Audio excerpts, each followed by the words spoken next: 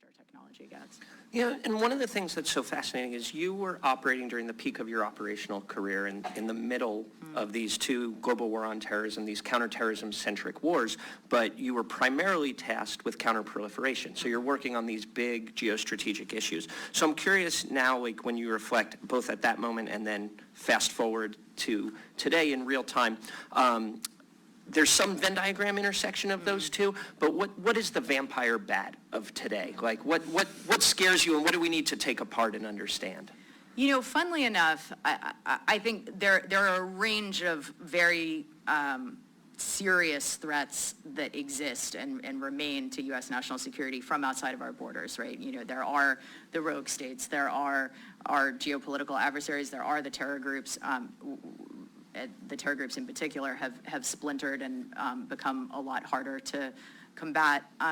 But we have one of the best, if not the best, military and intelligence infrastructure in the world to predict, prevent, respond to those attacks.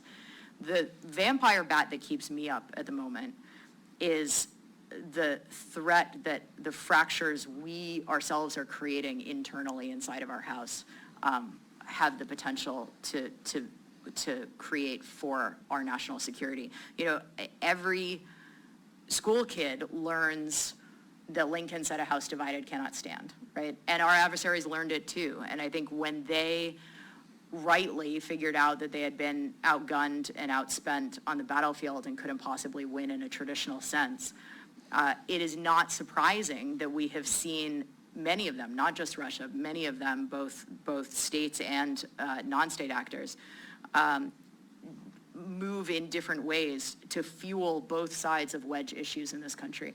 And, you know, it is astonishing to me how we play right into their hands, how when I turn on the news, I see people retreat to their respective corners and kind of indulge in this dopamine hit of surrounding themselves by people that agree with them and lobbing grenades at the other side without realizing that there's a reason our adversaries aren't funding just one or the other. They're funding the extremes of every single issue. And it's because none of those issues in and of themselves have the power to bring us down.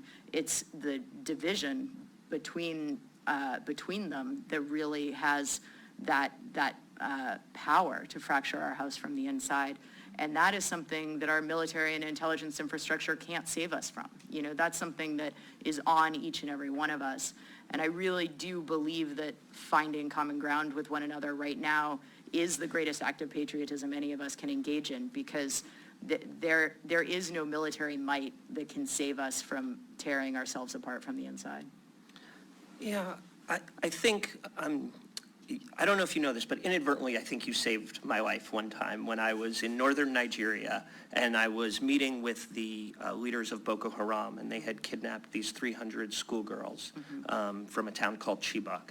And I was meeting with some of these guys who were holding these women in the Sambisa forest, and the knuckle-dragging Paleolithic seal frogman part of me wanted to like reach across the table and like rip their throats out and find out where these girls were. And I imagine you tell that very fascinating anecdote from Pakistan when you were working on the AQ-Khan network. The same thing. Here you are sitting with people who are actually considering deploying a weapon, right, in a major urban city in Karachi, right? How do you think about those moments? I myself had to repeat your mantra of listen to your enemies and understand where you're coming from. How do you think about those moments, and then how do we translate those into our current civil discourse? Doesn't sound like the right term, uncivil discourse that you're referring to.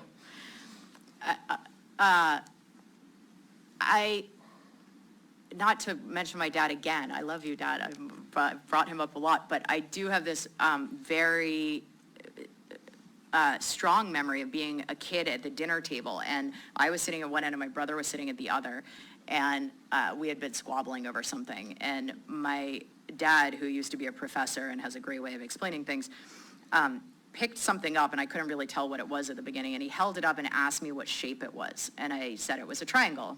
You know, I was old enough to know my shapes, and it was very clearly a triangle. He asked my brother, who was sitting at the other side of the table, what shape it was, and he said it was a square. And my dad opened his hand, and it was one of my little sister's building blocks, and it was in the shape of a pyramid. And I had been able to see the triangular side, my brother had been able to see the square side. And my dad said, you two started this conversation knowing that the other person was an intelligent, trustworthy person. But you could have gone all night saying, no, it's a triangle, no, it's a square. And you were both so sure of what you saw that slowly you would have begun to believe that the other person was either very stupid and ill-informed and didn't know their shapes, or malicious and lying, because there's no other explanation, because you're so sure of what you saw, unless you have the discipline to always search for the higher dimension, for the pyramid, right? What is the model that would allow the truth that you are so confident in to still be true, while also allowing somebody else's experiences to be equally true? And so searching for the pyramid in situations became a shorthand in my family and eventually in my work and in my life for trying to understand a more three-dimensional model of the world and of experiences. And it's really helped me to be able to climb into other perspectives. And that is crucial in finding some sliver of commonality that you can then begin to build a dialogue on. One of the things that I think we often fall prey to is the inertia in a conversation where when you begin to disagree, you know, whether it's because of pride or ego or tunnel vision, you just dig your heels in deeper and deeper, and nobody changes the subject, and the knot you're pulling together is tightening and tightening, and you're not getting anywhere.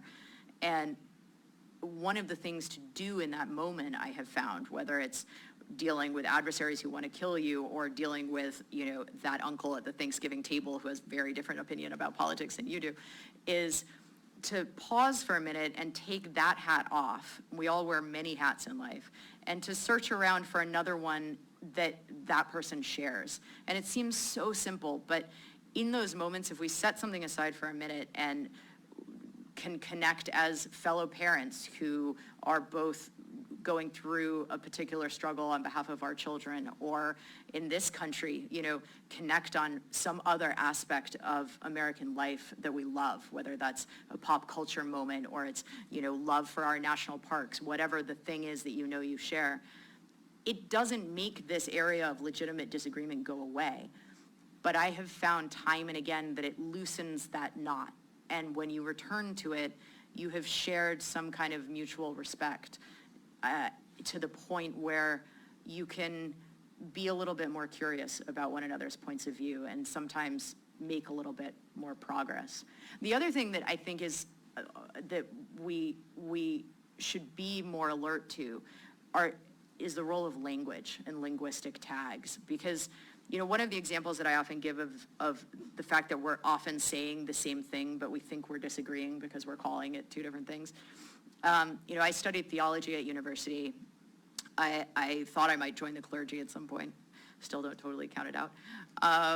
And I'm always curious as I travel around the world about all of the different faith traditions and philosophies that are out there. And here domestically, even within the United States, I often will talk to folks who have very, very traditional sort of faith journeys, and they'll talk about the power of prayer. And then out in my kind of California group of friends, there's this more like, people will talk about the power to manifest things, right? Like, I manifested this boyfriend, I manifested this job. And when you talk to both of those groups of people, I'll ask them, like, that's interesting, tell me about that. And they both say basically the exact same thing, which is, I know it seems weird, but time and again, I've had this experience where if I get really quiet and I feel grateful for what I have, and then I kind of put a need out into the universe, that need gets met. And I know it sounds crazy, Amaryllis, but I've experienced it, and it's wild, you know? And that's one of the most profound human mysteries that any of us can go through. And such a potential area to connect with somebody, regardless of what else you believe in the world. But because one group calls it the power of prayer and thinks that the manifesting people are kind of like liberal, hippie, like evildoers, and the manifesting people often think the power of prayer people are more, traditional, conservative, closed-minded. These two communities miss the opportunity to connect on something extraordinary that would allow them to come back to areas of something as mundane as politics with a little bit more respect for one another's soul and one another's experience being human. So I think we need to be alert to these instances where language divides us when we're actually describing the exact same thing. Yeah, and I think the common ground lesson is very well spoken, right? And at some very high 50,000-foot level, if you can talk to someone from an AQ-Con network in Pakistan, and I can talk to someone in northern Nigeria from Boko Haram, like, we should be able to talk, a Californian to someone from St. Louis, right? Yeah, like, there maybe should be we can talk to our theoretically neighbors, more right? common ground there. Yeah.